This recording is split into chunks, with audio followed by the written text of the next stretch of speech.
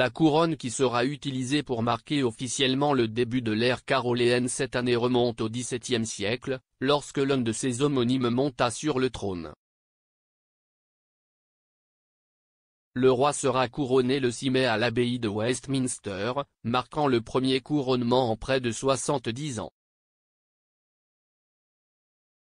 Cependant, la couronne qu'il revêtira a une histoire longue et compliquée. Après avoir passé 9 ans en exil, en 1661, le roi Charles II est invité à retourner à Londres pour restaurer le trône de son père.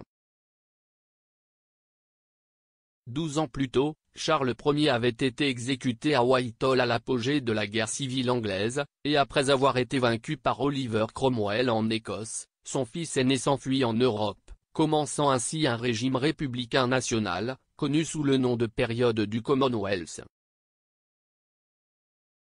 La crise politique qui suivit la mort de Cromwell, qui vit son fils Richard devenir Lord Protector mais démissionner rapidement, aboutit à la restauration de la monarchie. Charles II est arrivé à Londres en tant que roi d'Angleterre, d'Écosse et d'Irlande le 29 mai 1660, son 30e anniversaire. Les jours sombres du régime républicain de Cromwell ont été éclipsés par des festivités royales, culminant avec le couronnement un peu moins d'un an plus tard. De longs préparatifs pour le couronnement du nouveau roi ont commencé, prolongés en partie parce qu'un nouvel ensemble d'insignes a dû être fabriqué pour l'occasion.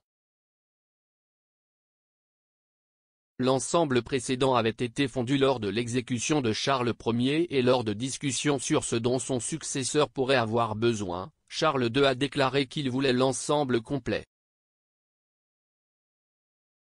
Alors que les premières descriptions survivantes d'un couronnement anglais datent d'avant l'an 1000 après J.C., ce n'est que sous le règne d'Édouard le Confesseur, le dernier roi anglo-saxon, que la tradition d'une seule collection sacrée d'insignes a émergé.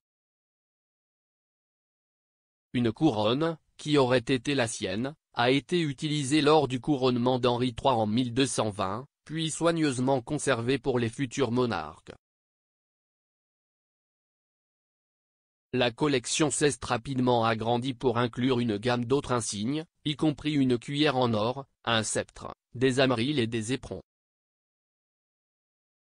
Certains ont été utilisés à chaque couronnement pendant 400 ans, jusqu'en 1649, à la fin de la guerre civile anglaise, lorsque Charles Ier a été exécuté et que des objets de la collection royale ont été soit vendus, soit fondus et transformés en pièces de monnaie. Charles II a ordonné la création de nouveaux insignes, dont la majorité constitue une grande partie des joyaux de la couronne que l'on peut voir aujourd'hui. La couronne de Saint-Édouard est peut-être la pièce la plus remarquable de la collection, du nom d'Édouard le Confesseur, qui a été déclaré 500 ans après sa mort. La couronne est utilisée uniquement pour le couronnement, ce qui signifie que le prochain couronnement du roi Charles III marquera sa première utilisation officielle en près de 70 ans. Ils ont expliqué, cela a été commandé à l'origine par l'homonyme de Charles III, Charles II, en 1661. Cette couronne comprend près de 450 pierres précieuses et vaut environ 60 millions de livres sterling. Si est certainement l'un des bijoux les plus précieux de toute la collection de la couronne et, en particulier, il n'est autorisé à quitter la tour de Londres que pour les cérémonies de couronnement. Pesant 2,07 kg, la couronne est ornée de 444 pierres précieuses, dont des aigues marines, des topazes, des tourmalines, des rubis, des améthystes et des saphirs. Le cadre en or massif comporte 4 croix pâtées et 4 fleurs de lys. Les deux arcs sont surmontés d'un orbe et d'une croix, représentant la foi chrétienne.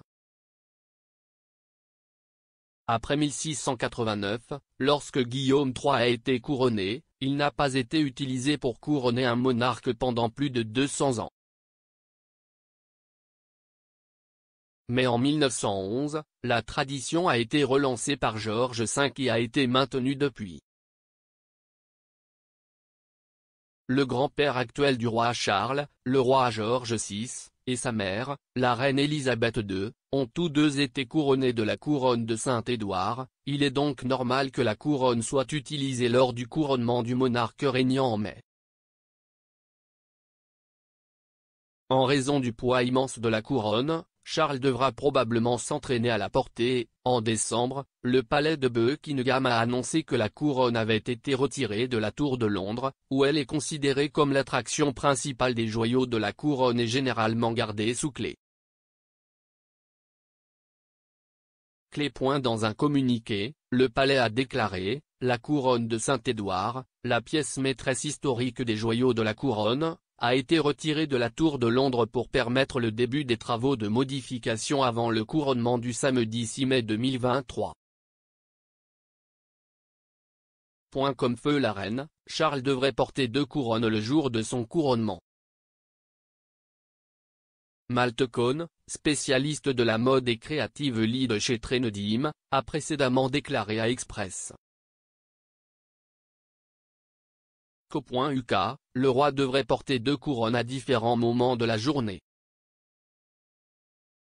La couronne de Saint-Édouard ne devrait être portée qu'au moment charnière du couronnement proprement dit, tandis que la couronne d'état impériale est portée après la cérémonie de couronnement et lorsque le monarque apparaît devant le public sur le balcon du palais de Buckingham. La couronne d'état impériale remonte également au règne d'Édouard le Confesseur. Il comprend le saphir de Saint-Édouard, la plus ancienne pierre précieuse de la collection royale, qui aurait été dans l'anneau de couronnement du roi anglo-saxon. La façon dont le joyau a survécu à la guerre civile anglaise au XVIIe siècle n'est pas claire, mais il est largement admis qu'il a été recoupé dans sa forme actuelle pour Charles II après la restauration de la monarchie. Ces 2 couronnes ne constituent qu'une partie du couronnement Regalia, considéré comme le cœur des joyaux de la couronne, qui aurait été associé à Saint-Édouard. Cependant, plus de mystère entoure certains des autres objets, les experts admettant que, malgré leur utilisation répétée et leur signification historique claire, leur objectif est largement inconnu. Parmi eux se trouve Saint-Édouard's Staff, qui a été recréé même si personne ne savait exactement à quoi il servait.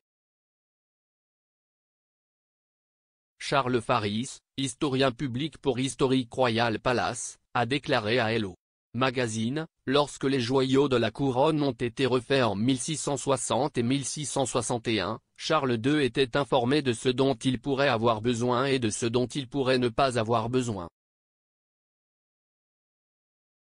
En ce qui concerne le bâton de Saint-Édouard, personne ne savait vraiment à quoi il servait et il n'avait presque pas du tout. Mais Charles II a dit, non, je veux l'ensemble complet, et il a été fabriqué, même si personne ne savait vraiment à quoi il servait. Et cela est toujours porté dans les couronnements anglais aujourd'hui. La cuillère du couronnement, qui est utilisée lors de l'onction, la partie la plus sacrée de la cérémonie, est l'objet le plus ancien de la collection, ayant survécu à la guerre civile et a été salué comme l'unique grand survivant des insignes médiévaux. Cependant, comme l'a admis Catherine Jones, conservatrice principale des arts décoratifs pour le Royal Collection Trust, nous ne connaissons pas son objectif initial. Alors que le couronnement du roi Charles III le 6 mai se rapproche de plus en plus, les préparatifs pour l'occasion historique battent leur plein et les insignes significatifs sont un aspect clé. Bien que des éléments de la cérémonie de couronnement, du plus petit nombre de participants au clin d'œil aux différentes confessions, aient été mis à jour pour s'adapter au temps plus moderne, le palais de Buckingham a également souligné que l'occasion est un service religieux solennel et sera enraciné dans des traditions et un apparat de longue date.